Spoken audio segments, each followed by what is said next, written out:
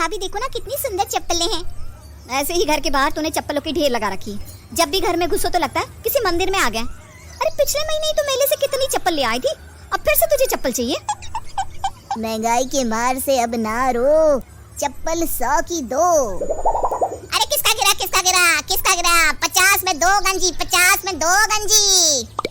अरे वाह भाभी, यहाँ तो लूट मची है। तू भी क्या रमा, ये चप्पल एक दिन भी नहीं चलेगी। चोरी का माल बेच रहे हैं सब, देखकर नहीं लग रहा है कि किसी के उतरे हुए चप्पल है। ऐसी कोई बात नहीं है भाभी, मैं तो लेने जा रही हूँ। रमा इतने सारे चप्पलों को देखकर कंफ्यूज हो जाती है। इतनी सस्ती सैंडल, ओह गॉड क्या क्या लूं? 4-5 सेट ले लेती हूँ। एक जूता टूटा तो दूसरा पहन लूंगी, दूसरा टूटा तो तीसरा, हर रोज एक नया स्टाइल। मजा आ जाएगा। प्रिया के लिए भी कुछ ले लेती हूँ, कितने दिन से मैंने उसे कुछ नहीं दिया। और एक भाभी के लिए, एक मम्मी जी के लिए। मम्मी को भी एक दे दूंगी। रमा रेणुका को बार बार मना करती रही, पर वो तो एक साथ 10 जोड़ी जूते चप्पल ले लेती है और उन्हें लेकर अपने ससुराल चली जाती है। अरे फिर क्या ले आए बहू तू?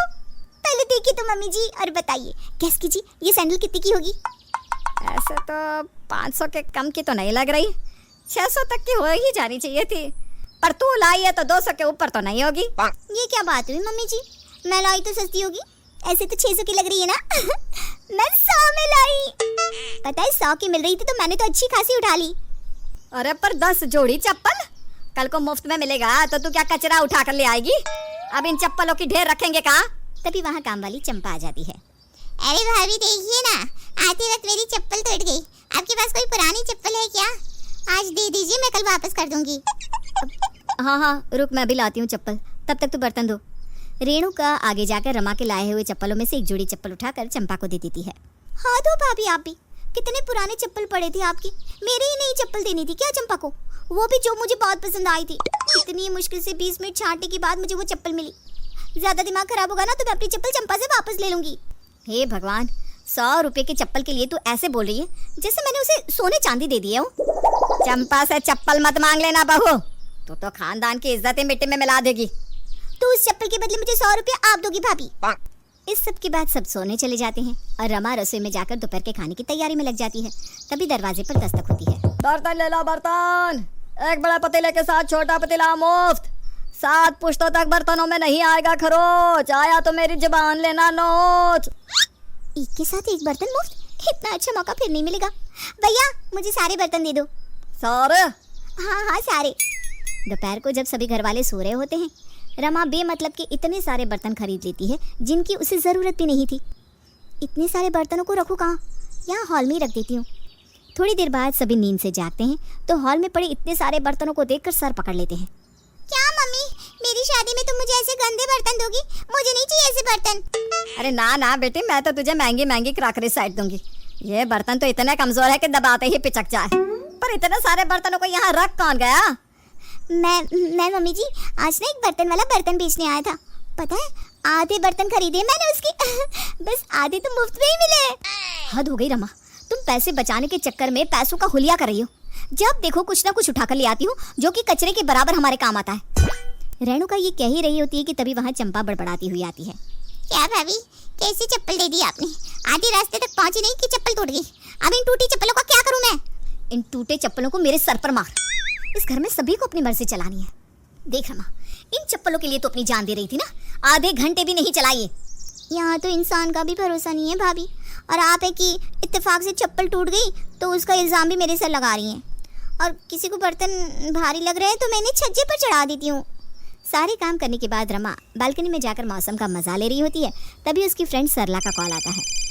दिन भर क्या घर में ही घुसी रहेगी तू, जहाँ मार्केट में इतनी बड़ी सेल लगी है? पूछ मत यार, पर दिक्कत यह है कि एक जैसी 5 साड़ियाँ लेनी होगी और पैसे सिर्फ 2 साड़ी के देने होंगे। क्या 2 साड़ी के दाम में 5 साड़ियाँ? तू तैयार होकर मेरे घर के नीचे आ जा, मैं 5 मिनट में उतर रही हूँ, अभी चलते हैं। अपनी शॉपिंग के क्रेज में और फ्री आइटम के आगे औरतें अक्सर अपना होशो हवास खो बैठती है। रमा को तो ऐसी भी सस्ती और फ्री की चीज़ें बड़ी पसंद थी। वो बिना कुछ सोचे समझे साड़ियाँ लेने चली जाती है, जहाँ साड़ी वाला 2 साड़ी की प्राइस को 7 साड़ियों के बराबर बताकर उसमें 3 साड़ियाँ मुफ्त देकर सभी को चूना लगा रहा था। इससे कहते हैं दिमाग, 5000 की एक साड़ी है और हमें 10,000 में 5 साड़ी मिल गई। इससे कहते हैं मुनाफा। इतनी महंगी साड़ियाँ मैं तो नहीं ले सकती। अरे पगली, मैंने 5 साड़ियाँ ली है ना, रख ले एक साड़ी तू भी। रमा एक जैसी 5 साड़ियाँ खरीद कर अपने ससुराल चली जाती है। और किसी को इस शॉपिंग के बारे में नहीं बताती। अगली सुबह मेरी मम्मी ने ना आपके लिए एक साड़ी भिजवाई है मम्मी जी। समधन जी ने भिजवाई है? दिखाओ तो, जिंदगी में पहली बार उन्होंने कुछ भेजा है, जरा देखो तो। 5,000 का टैग तो लगा है, पर दिखने में बड़ी हल्की लगती है, मानो किसी ने बर्तन बेचकर साड़ी खरीदी हो। पर ठीक है, घर में पहनने के लिए तो चली ही जाएगी। इस तरह रमा उन साड़ियों को एक एक कर अपने घर में सभी को बांट देती है। अगली सुबह इत्तेफाक से रेणुका, रमा, प्रियतमा, प्रिया और सरला पांचों वही साड़ी पहन लेती है। तभी बर्तन धोने चंपा भी वही साड़ी पहन कर आ जाती है जो बाकी सबने पहन रखी थी। ए राम भाभी, आपने भी यही साड़ी पहनी है जो हमने पहनी है? मुझे तो लगा था आप लोग बड़े बड़े दुकान में जाते होंगे। ये साड़ी तुझे कहाँ से मिली? हाँ रमा, भाभी तो कह रही थी कि ये 5,000 की साड़ी है जो उनकी मम्मी ने दी है। अभी इस साड़ी को पहनकर मैं आपकी कॉलेज पार्टी में चली जाती तो क्या होता? अरे मैं खुद इसे पहनकर किटी में जा रही थी। ये तो ना मेरा पति लेकर आया, कल रात को बाजार गया था। एक साड़ी पर 4 साड़ियाँ मुफ्त, वो भी 100 रुपये में। एक तो पहनते ही फट गई, पर अब 100 रुपये में आदमी देगा भी क्या? सारी साड़ी एक सी थी तो मैंने दूसरी पहन ली। क्या? मैं तो ये साड़ियाँ 10,000 में लेकर आई। अरे भाभी, सस्ती चीजें देख कर ना उन पर यूं कूद नहीं जाना चाहिए, वो तो लोगों को मूर्ख बनाने ही बैठे हैं। मेरा पति थोड़ी और देर से जाता तो वो लोग और सस्ते में देती थी। इन कपड़ों में कोई जान थोड़ी ना रहता है। आपको तो अच्छा चुना लग गया।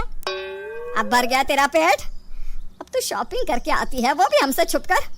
ये ले बहू, मेरे कंगन, इन्हें भी बेच कर शॉपिंग करा जा। अब मुझे शॉपिंग नहीं करनी मम्मी जी, कभी नहीं।